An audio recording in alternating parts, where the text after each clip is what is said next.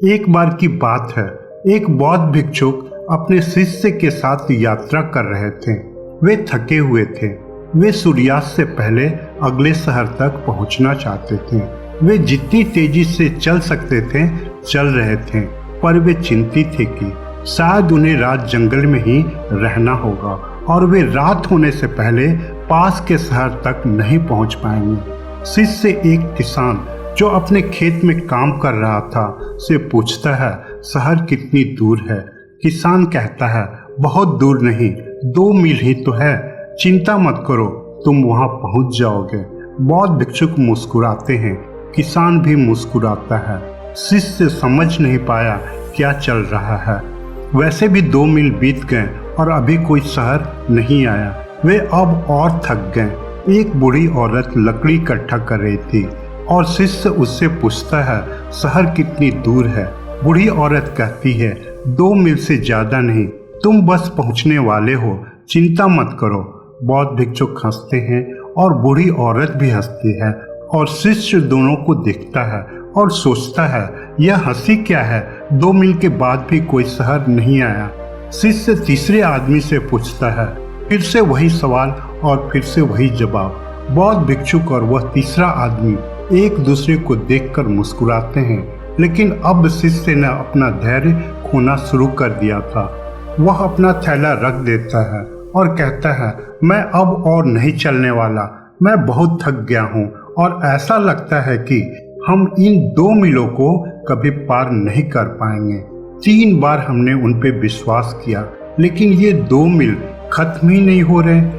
मैं अब एक कदम भी नहीं चल पा रहा हूँ, लेकिन मेरे मन में एक सवाल उठ रहा है। मैंने आपके साथ रहते हुए सीखा है कि शिष्य को अपने गुरु से अनावश्यक सवाल नहीं पूछना चाहिए, लेकिन मुझे नहीं पता कि यह सवाल आवश्यक है या नहीं। एक बात आपको मुझे बतानी है कि आप क्यों हंस रहे थे जब उस किसान ने कहा कि शहर 2 मील दूर है, सिर्फ 2 मील की दूरी पर है। उस बूढ़ी औरत के साथ फिर से हंसे जब उसने हमें बताया कि शहर सिर्फ 2 मील दूर है। वह भी मुस्कुराई और आप भी। फिर तीसरे व्यक्ति के साथ वही हुआ। यह हंसी क्या थी? आप लोगों के बीच क्या चल रहा था? आप उन्हें नहीं जानते, वे आपको नहीं जानते, फिर आप एक दूसरे को देखकर क्यों हंसें? कृपया मेरी जिज्ञासा को दूर करें। गुरु मुस्कुराए और बोले, मेरे प्यारे शिष्य, हम हंसें क्योंकि हमारा पेशा वही है। जब मैं हंसा वे हंसे। वे समझ गए कि यह आदमी उसी तरह के पेशे का है जहां आपको लोगों को प्रोत्साहित करना है। बस 2 मील, बस एक थोड़ा और प्रयास, फिर लोग अंततः अपने लक्ष्य तक पहुंच जाते हैं। लेकिन अगर शुरू से ही आप उन्हें 15 मील कहेंगे तो वे अपने लक्ष्य तक कभी नहीं पहुंच पाएंगे और अपने लक्ष्य से भटक जाएंगे। लेकिन 2-2 मील करके वे 200 मील तक गुजर जाएंगे। और मैं उन लोगों पे हंसा क्योंकि मैं उस शहर को जानता हूँ। मैं उस शहर का दौरा पहले भी कर चुका हूँ। मुझे पता है कि यह 2 मील पर नहीं है, लेकिन मैं चुप रहा क्योंकि आप यह जानने के लिए इतने उत्सुक थे कि यह कितनी दूरी पर है। वे लोग झूठ नहीं बोल रहे थे।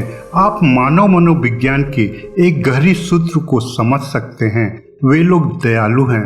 वे केवल तुम्हें प्रोत्साहित कर रहे थे। वे बस प्रेरित करने की कोशिश कर रहे थे ताकि आप अपनी मंजिल तक पहुंच जाओ।